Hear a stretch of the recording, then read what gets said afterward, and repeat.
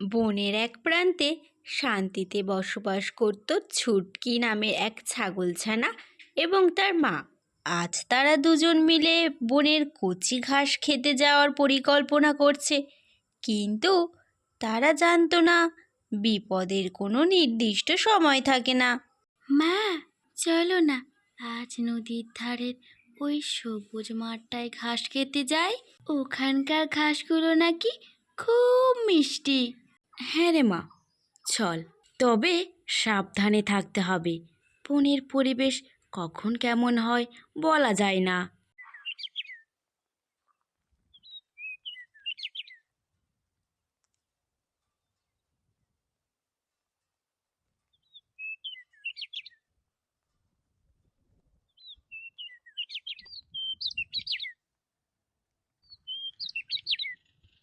হঠাৎ ঝোপের আড়াল থেকে একটা বাঘ গর্জন করে তাদের সামনে লাফিয়ে পড়ে।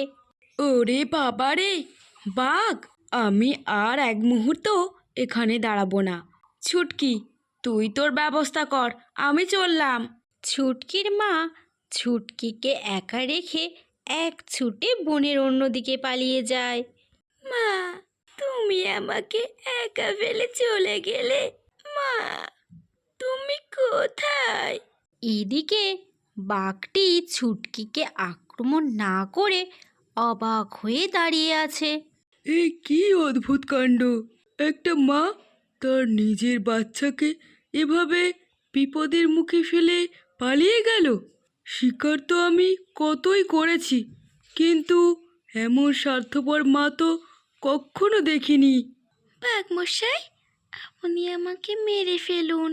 আমার মাই যখন আমাকে ছেড়ে চলে গেল, তখন এই জীবনে আর কি লাভ? না, ছোট্ট ছাগলছানা, আমি তোমাকে মারবো না। তোমার ভয় পাওয়ার কোনো দরকার নেই। তোমার এই অসহায় অবস্থা দেখে আমার হিংস্র মনটাও আজ কেঁদে উঠেছে। যে মায়ের বুকে সন্তানের জন্য ভালোবাসা নেই, তার সন্তানকে শিকার করার কোনো ইচ্ছে আমার নেই। তুমি মুক্ত, চলে যাও। হঠাৎ একটা উজ্জ্বল আলো বের হয় এবং ডানাওয়ালা এক সুন্দরী পরীর আবির্ভাব হয়। আপনি কে? আমি এই বনের রক্ষক পরী বাঘ। আজ তুই এক মহান কাজ করেছিস।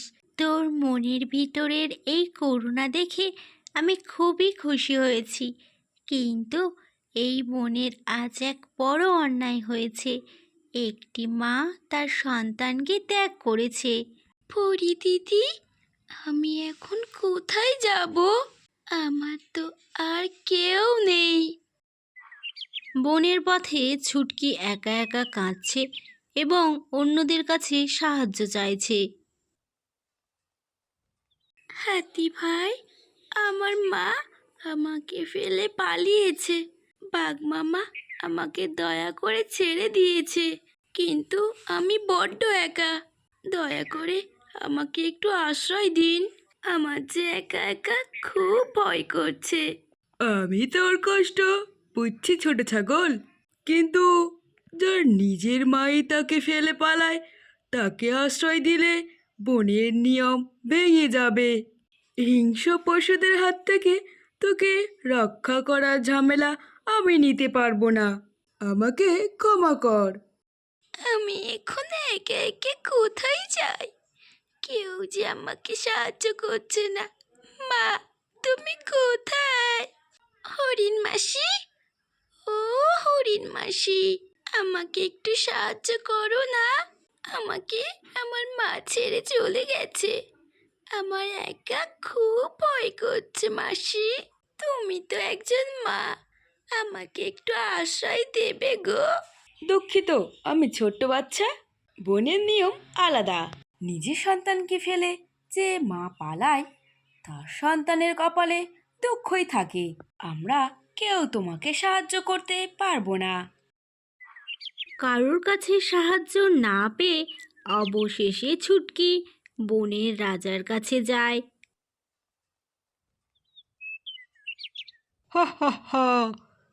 যে ছাগলছানাকে তার নিজের মাই রক্ষা করলো না, তাকে বনের অন্য পশুরা কেন আশ্রয় দেবে? বাঘ তোকে ছেড়ে দিয়ে বনের নিয়ম ভেঙেছে। শান্ত হও শের সিং। আজ এই বনের তথাকথিত নিয়ম চূর্ণ হয়ে গেছে।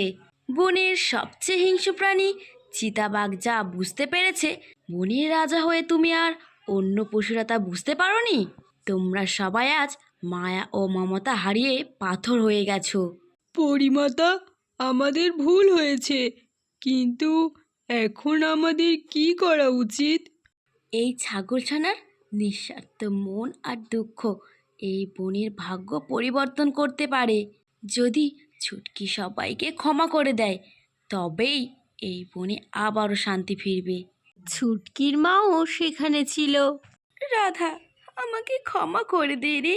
আমি প্রাণের ভয়ে তোকে একা ফেলে গিয়েছিলাম। আমি খুব বড় ভুল করেছি। তুই আমার ক্ষমা করে দে বাছা। চল, আমার সাথে তুই ফিরে চল বাছা। আমি খুব বড় ভুল করেছি। মা, তুমি যখন আমাকে ফেলে গিয়েছিলে, তখন আমার বুকটা ফেটে যাচ্ছিল জানো মা। আমি তো ভেবেইছিলাম যে আমি আর বাঁচবো না, বাঘ মহাশয় আমাকে খেয়েই ফেলবে। কিন্তু অদ্ভুত ঘটনা কি জানো মা, বাঘ মহাশয় আমাকে করুণা করেছে, তিনি আমাকে খাননি। আর জানো বাঘ মহাশয় আমাকে কি শিখিয়েছে? কি শিখিয়েছে আমার সোনা? বাঘ মহাশয় আমাকে করুণা করা শিখিয়েছেন। বলেছেন যে হিংসতার চেয়ে ভালোবাসার শক্তি অনেক বেশি। উনি তোমাকে ঠিক শিখিয়েছেন বাছা। আজ আমি নিজের প্রাণ বাঁচাতে গিয়ে তোমার প্রাণ বিপদে ফেলেছিলাম। আমি মা হয়ে তোমার জন্য যা করতে পারিনি, আজ একজন বাঘ তোমার জন্য সেটা করেছে বাছা। আমায় ক্ষমা করে দাও। আমি তোমাকে এবং বোনের সবাইকে ক্ষমা করে দিয়েছি মা। ধন্য, ধন্য তোমার হৃদয় ছুটকি, ধন্য তুমি। আজ তোমার এই ক্ষমার গুণে বনের পশুদের মন থেকে হিংসা ও স্বার্থপরতা দূর হয়ে গেল।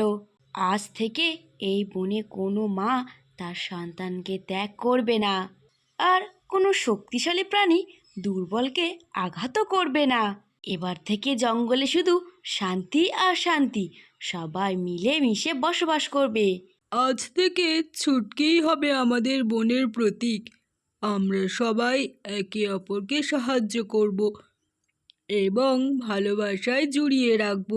রাধার মহানুভবতা এবং চিতাবাঘের করুণা বনের নিষ্ঠুর নিয়মকে চিরতরে বদলে দিল। বনের বুকে নেমে এলো এক স্বর্গীয় শান্তি ও ভালোবাসার পরিবেশ।